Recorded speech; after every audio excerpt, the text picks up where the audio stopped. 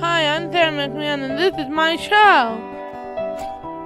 From near to far, going to see it all. From downtown to out of town. From city parks to national forest. From farmland to farm animals. I grew up here, so let's go. Down there town. Alright! We're at Orange Empire Railway Museum with Norm. And we're gonna learn a lot about trains today. So how did this get started? What started early in 1956, 14 kids started this museum. And we now, they started it with 10 acres. We now have well over 100 acres. Cool! Okay. Are you ready to ride the train? Yeah! All right, let's go on down and get on the train. Let's ride on the train, people. Families, let's ride on the train.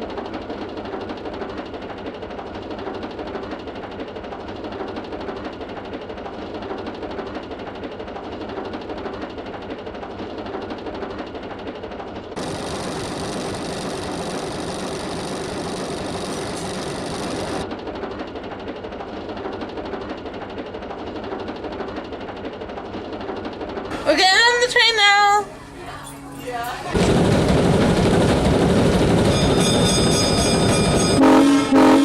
Did you hear the horn blow twice? Yeah. That means that we're going forward.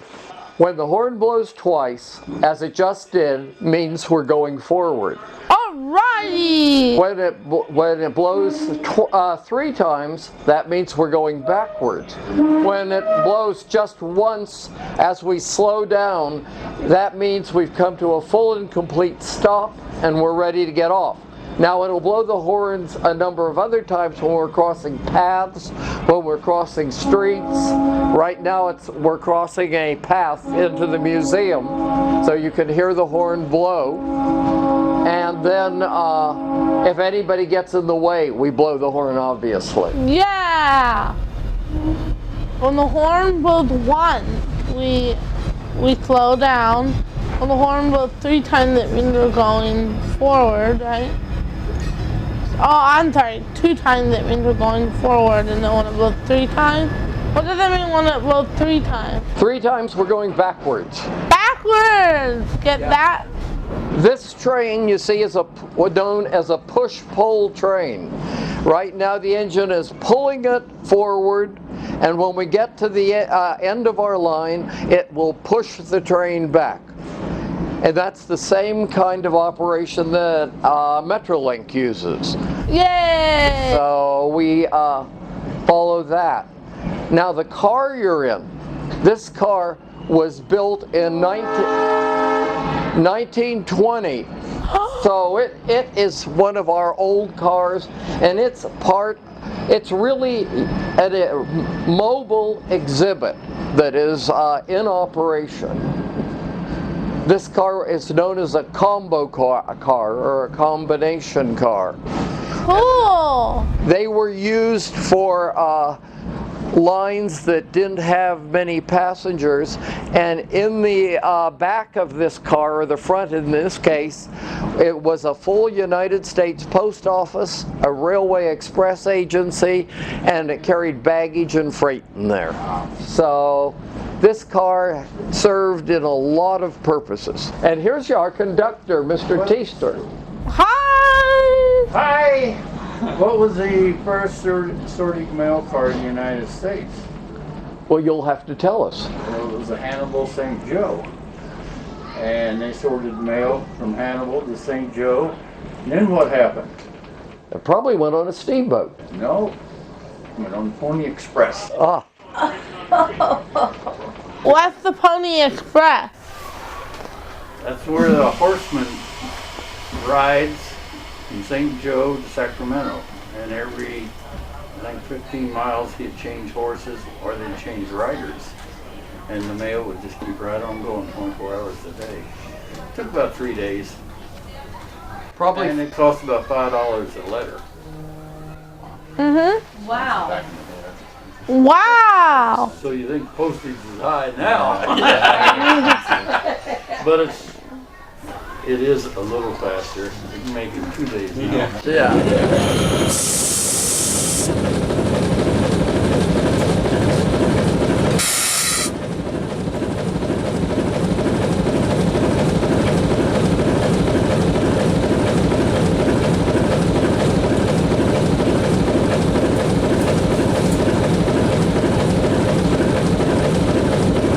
What are we doing now that we're stopped? The reason we're stopped is what? Blew the horn twice. What does that mean? We're going slow. No, we're going forward again. Oh, we're going forward. That's right. Yes. Now, the reason we stopped is because we're leaving the museum property, so we had to open the gates to let the train go through, and now we're on what was, back in the early days, the main line that went from San Bernardino to San Diego. And there were a lot of politics as to why it went out of San Bernardino as opposed to Los Angeles, but that's because in the railroad business in the early days, it was what we referred to as a cutthroat business, and whoever got to a place first tried to sew it up for themselves, and Southern Pacific wouldn't allow Santa Fe to come into the LA basin, so they came as far as San Bernardino, went up to San Francisco and Oakland, and they went then to San Diego. And this is the original right-of-way where they went to San Diego. What train was this? This was one. This was part of the old Atchison, Topeka, and Santa Fe Railroad. Cool! Tell us about the Harvey girls. Well, there was a man who was a good businessman, and he realized that passengers on the Atchison, Topeka, and Santa Fe weren't getting any food between where they were on the trip that they were going on. So he formed an organization, and they put restaurants in the stations that were known as Harvey houses. And he hired young ladies to work in the restaurants, and they were known as Harvey girls. Oh! Okay, were they like stewardess? No, they were more like waiters in a restaurant. Yeah! Or waitresses. That's kind of like a train stewardess, because the stewardess is a waitress on a plane. Correct. And you see on a train, they didn't have stewardesses. They had porters, primarily porters in each car, and then in the dining cars now, they have waiters in there. Oh, cool!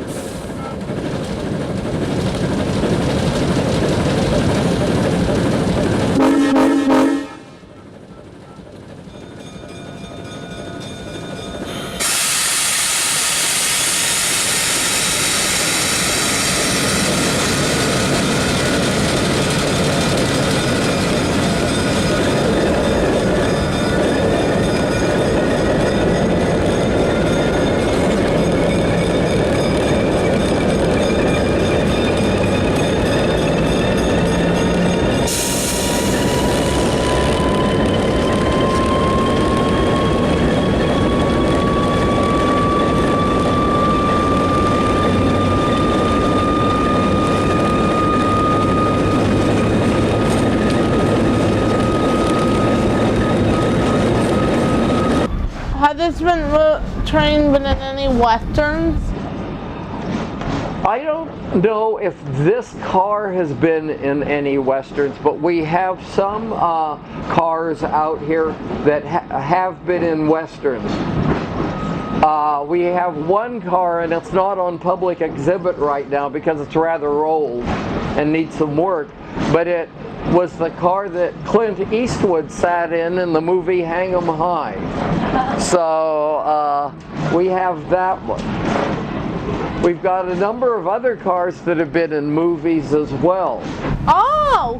We're riding backwards on the train right now, and we're talking to Norm.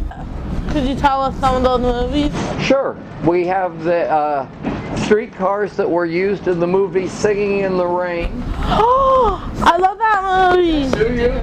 Well, we've got the streetcars that were used in that movie.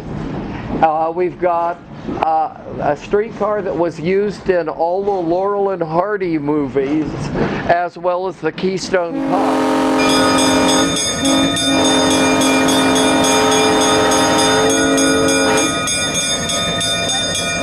Next on Third Town, we're gonna meet the engineer.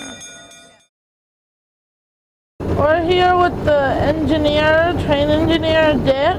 So Dick, how do you control the train and make it stop, move, and everything will go slower or faster? Okay, well, this is the throttle, and that makes the locomotive go, and if I open it up more, it goes a little faster. Okay, well, this locomotive was built back in 1942, and it's a 1,000 horsepower locomotive. So it's a pretty powerful little locomotive. And the way we operate it, we have to tell it which direction we're going to go. So this lever is a what we call a reverser lever, and that tells us we can adjust it to go forward, push it over here, or reverse. This is neutral, and that's reverse. So that tells the locomotive which direction we're going to go. These are the brakes. This one is the locomotive brake only, and this is the train brakes. When we have a train on, we use this brake, and so that's how we stop the train once we get it going. This is the throttle. And like All right. The more we open it, the faster we go. Okie dokie. How fast does the train go and how much does it weigh? This locomotive would probably run about 65 to 70 miles an hour, and it weighs, I'm not sure what the weight is on it. It's probably about, I'm going to guess, 250,000 pounds. What does it take to get this train running? What does it take to? I know what's the fuel.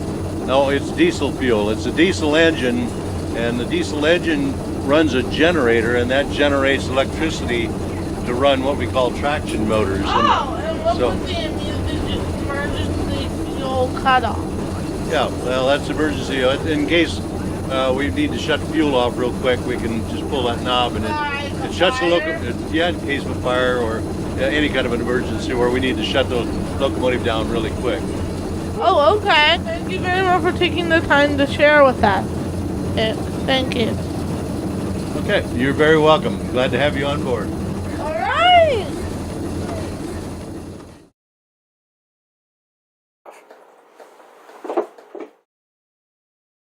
This is our December episode, and we are here close to the Sequoias. We are here camping on vacation for Thanksgiving, but it's the Christmas season. We did our thankful episode already. Enjoy!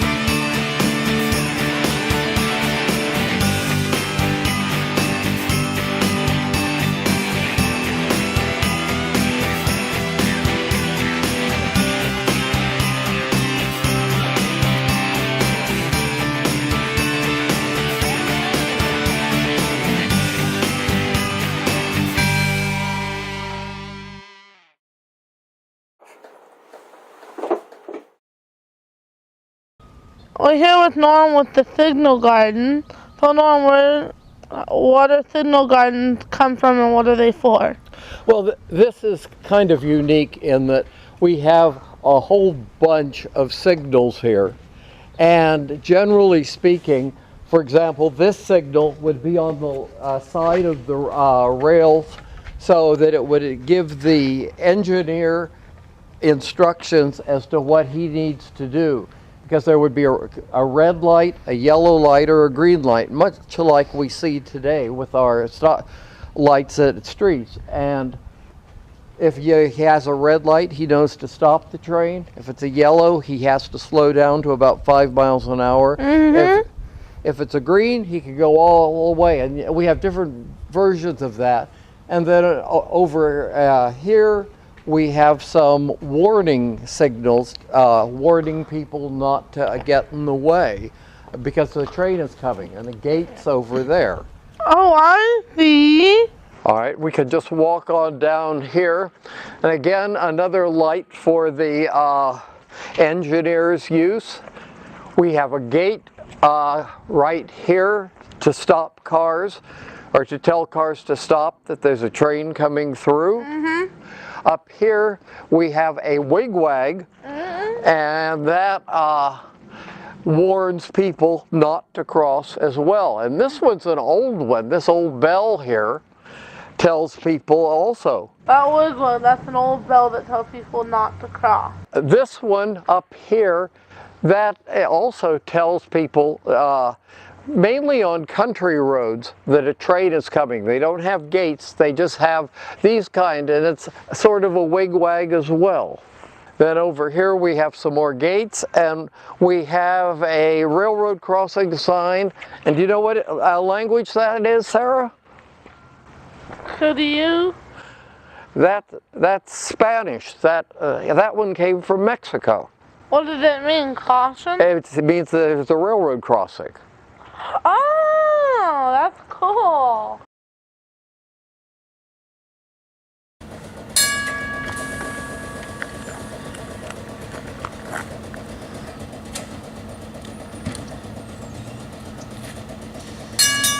Now we're gonna ride on the trolley, or known as streetcar, and you're gonna tell us a little bit about it.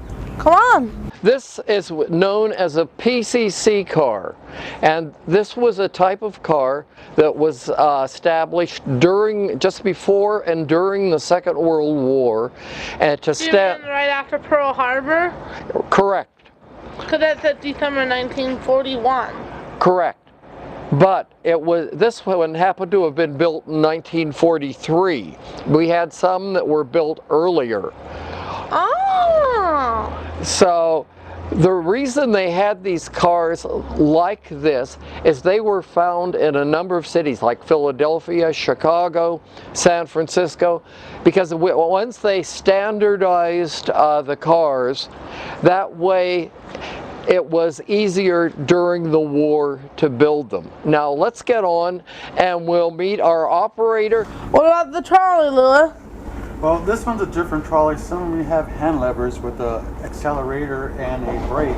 This one is more set up like a car where you have a dead man switch, you have a brake pedal, and you have an accelerator pedal. This is your dead man switch, which always has to stay down. This is your brake pedal, and this is your accelerator. This is the actual shifter lever. Right now it's in reverse. I shifted up one to drive. It's pretty advanced for its day and age back in 1943. So the technology just kept coming to where it make it easier for the driver instead of, like I said, having a brake lever and a accelerator lever. They made it easier for the person who's driving to concentrate on it. With all the noise and everything that's going on, this was a lot easier. It's a lot comfortable too, because most of the other ones are stand-ups where you actually have to stand up, and sometimes on the curves or hills you're sliding all over the place and trying to maintain your balance. But here it's more set up like I would say like a early bus. Let's go.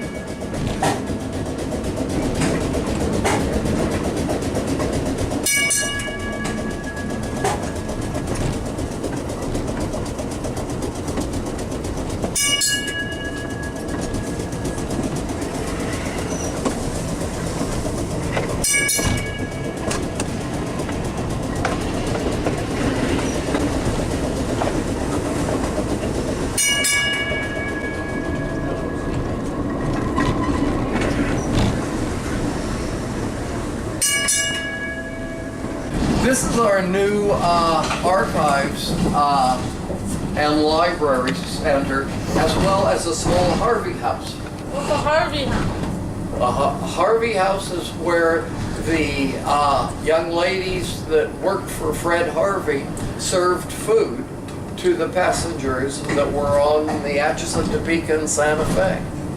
Cool.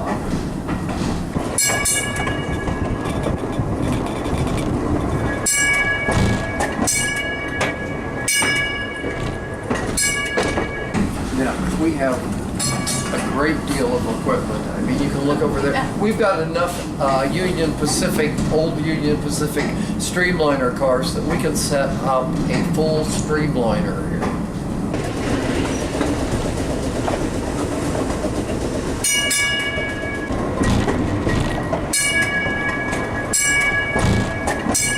Our hobo camps, you coming? Yes, hobo camps were for guys, very few women, but mostly guys who didn't have a place to live, and they just sort of traveled around the country by jumping on and off of freight trains. And along the sides of the railroads, they would have these encampments where they had it's kind of a little shanty town, and they would stay there until the next train came along, and then they would jump on that train and head on out.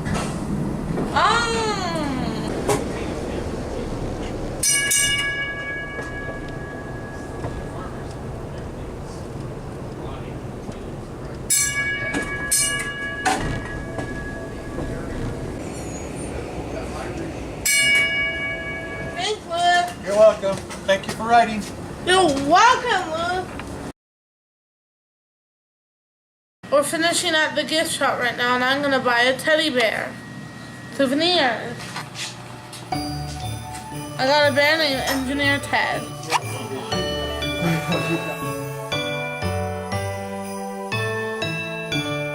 I'm getting a pocket watch for my dad, a book for my mom, and a teddy bear for me.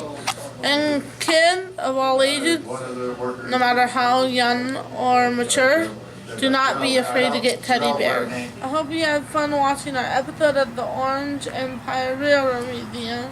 Special thanks to Norm. Well, thank you for coming out. We're glad to have you. Remember what Christmas is really about. Oh.